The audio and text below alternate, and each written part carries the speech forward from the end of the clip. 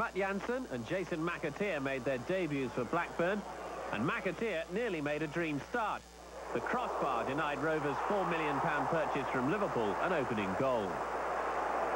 But Jansen did open his Rovers account just before half-time, and in some style.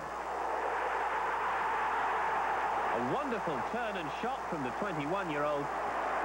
It left Ian Walker dumbfounded, and Jansen became an instant hero at Ewood Park. Tottenham, without the suspended David Ginola, equalised after 61 minutes, though there was an element of good fortune about their goal. Les Ferdinand caused problems for John Phelan, and when Phelan recovered, he palmed the ball straight onto the head of Stefan Everson. Blackburn and Jason Wilcox in particular were incensed, claiming that Phelan had been fouled by Ferdinand.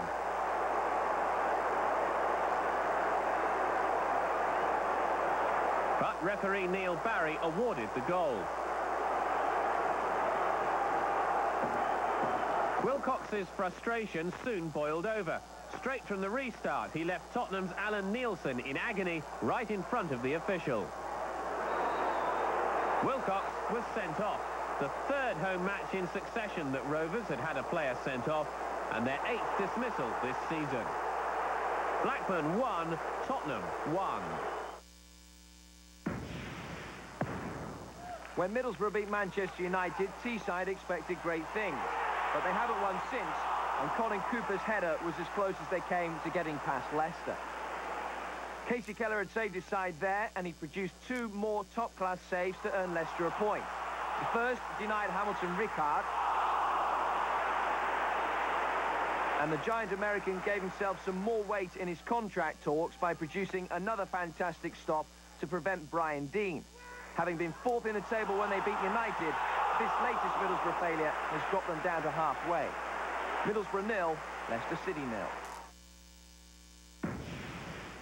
Derby had Russell Holt in goal for the injured Mark Poom, and the Wednesday forwards went just a little bit easy on him, firing past the goal more often than not when well placed. Benito Carboni set the trend, and his Norwegian teammate Petter Rudi followed. Fit again, Andy Booth's miss from a yard out summed up Wednesday's finishing. But Derby showed that they too could miss chances. Horacio Carbonari making a dog's dinner out of that one.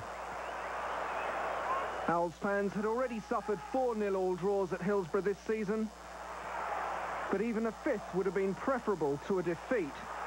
But that's what they had to endure. Spencer Pryor hadn't scored a goal since netting in a 3-0 win for Norwich at Reading in March 1996, but he got on the end of Kevin Harper's knockback to head what was to prove to be the winner. That was the first goal that Wednesday had conceded in 310 minutes. Their keeper Pavel Cernicek prevented Malcolm Christie from scoring a second, but at a price. The Czech international missed the ball and caught the man, so he couldn't have been too surprised when referee David Elleray allowed him first use of the soap and hot water. That gave substitute keeper Kevin Pressman his place back, but the 10 men needed a goal and it just wouldn't come. That's now only 1 defeat in 9 Premiership games for Jim Smith's team. Sheffield Wednesday 0, Derby 1. Derby. Captains Tony Adams and Dennis Wise coming out, leading the teams out of the tunnel. A bruising encounter here, lots of aggression between these two since a vicious battle at Stamford Bridge last season. Arsenal on the attack. Mark Overmars to Dennis Bergkamp, but Ed DeHoy with the save. More Arsenal. Emmanuel Petit with the long pass to Mark Overmars.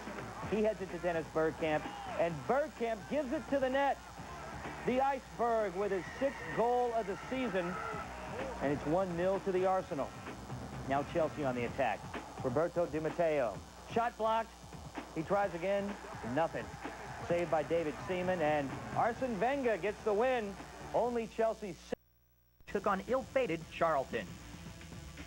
Roy Keane from the Valley in London. Man U looking to start early. Roy Keane. Nicky Butt. Just wide.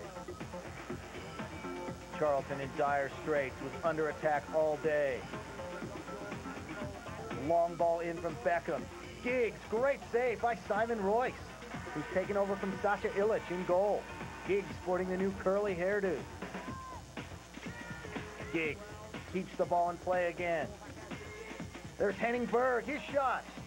Just tapped over the bar.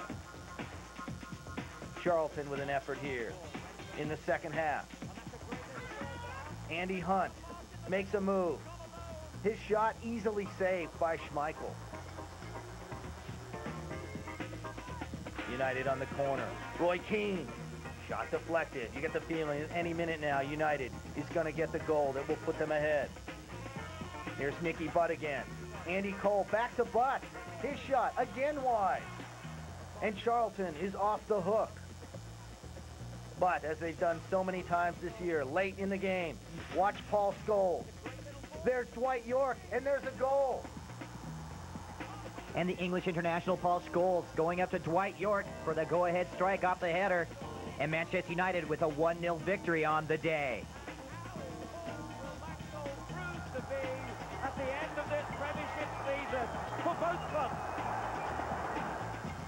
You keep persevering. I think that it was one of these games that you couldn't see us scoring, but we had a lot of pressure, a lot of possession of the ball, and we kept that up well.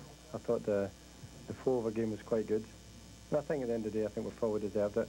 But you do feel a bit disappointed for Charlton because they do work very hard. They've got good support here, and you wonder when they're going to start getting breaks. But it is one of the qualities of winning championships that you win games like this, isn't it? When it looks as though it's going to be a draw. Absolutely. It's, in all the years we've done that, it's borne true that late goals, 1-0s away from home, 2-1, 3-2, doesn't matter. As you get there, and we're prepared to risk to get there. We put Ole Gunnar Solskjaer on in the last 20 minutes. And I think he started to, prize a bit more openings than we had been doing. And another substitute, of course, played a vital part in the goal. Paul Scholes, lovely ball. Excellent ball. Well, that was another risk we took because you always expect Scholes can score in a tight game. Now, you can never truly call £12 million a bargain, but Dwight York's goals, if you do win the championship, are going to be so crucial, aren't they? Well, he's doing fantastic at the moment. They both of them are working hard, and I thought, in fairness, Charlton handled them very well today, as well as anyone's had. They'd sat deep. Not the game would be in front of them all the time. There was no space behind them. I thought they did that well. So we had to find another way of doing it. And I thought the third striker going on did create a problem for them. Let's check all the results.